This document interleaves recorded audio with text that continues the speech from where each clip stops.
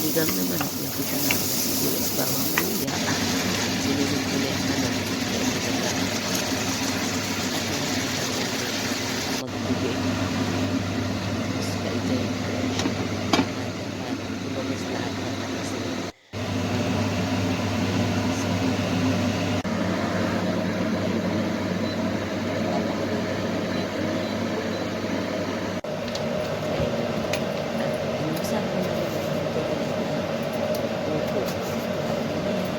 Lalagay na rin natin.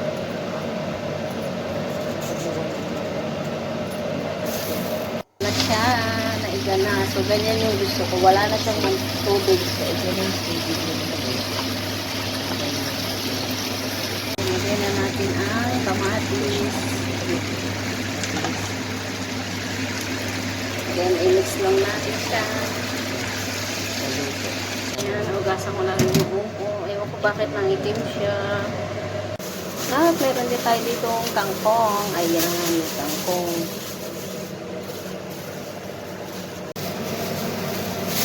At liligumin na natin itong mga kalat. Ayan. Tapos, magbubutik na tayo dito na. Magbubutik ko lang kung ako.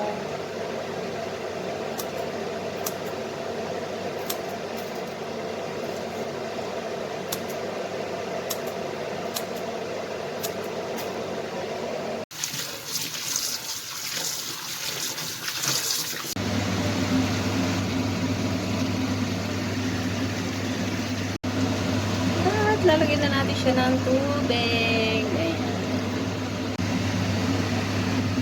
Ayan guys, nilagyan ko lang ng asin. Yung tama lang para sa panlasa nyo. At nang kumulo na, siyempre ilalagay na natin ang seasoning mix. Yan ay ang pampaasim natin. Ayan. Tapos sinalo-halo ko lang siya. Halo-haluin nyo lang. Mekos-mekos lang. Ayan. Hanggang sa lumambot na Ayan sila na lahat. guys. So, ilalagay na natin Okay na, ilagay na. Dahil malapit na yung sabaw niya at ready na. Okay.